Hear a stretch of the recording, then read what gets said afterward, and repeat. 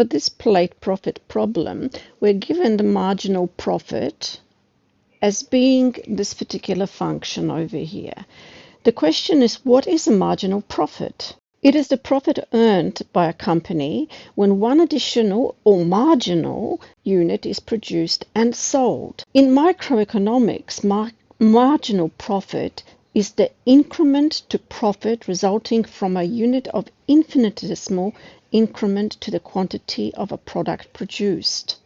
And as soon as I mention the word infinitesimal, we're talking about a rate of change. So the function that we're actually given over here as p dash is in reality dp over dx.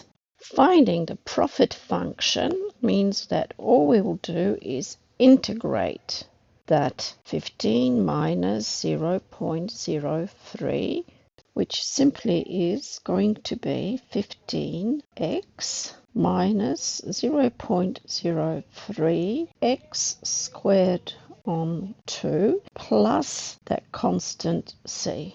Now this is my profit function, but we need to do two things to it. First of all, let's make sure that this can be divided, and also we need to find out what the c is.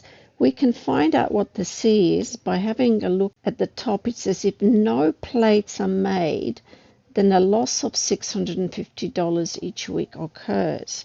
That means that if we start with, we put P at no plates at 0, then we will get 15 times 0 minus 0.015 times 0 plus C, and that is going to give us a loss of minus $650.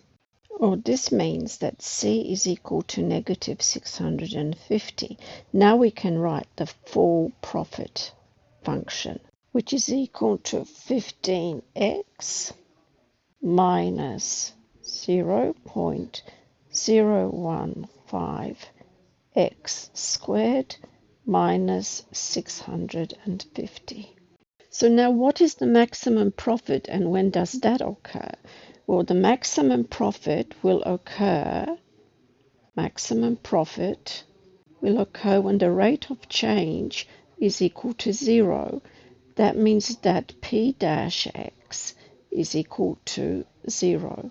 And so we just rewrite that P dash, which is 15 minus 0.03x, is equal to 0, and work that out. So we have minus 0.03x is equal to minus 15.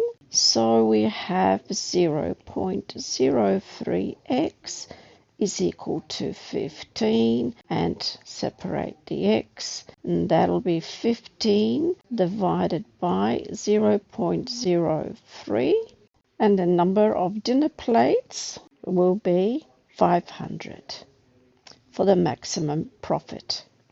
And to find out what this profit is, all we do is insert that x into our profit function. And by substituting this, we'll just get 15 multiplied by 500 minus 0.015, and substitute 500, square it, and take away 650. And this will give us 300, profit of 300, 100. So maximum profit was made of $3,100 when 500 plates were made. So what production levels enable a profit to be made? And to illustrate this, I'm just going to sketch this function here for you. Because it's a quadratic function, it's not too hard to sketch. So what we virtually have is on a set of axes here, we only want this side.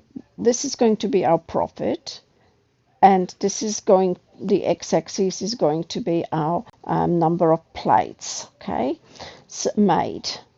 So if you know that at the very beginning it said that it was minus 650 when the profit was, that means that there was no profit at when there were no plates made, and this went up, and it was a quadratic, so it sort of went up like this.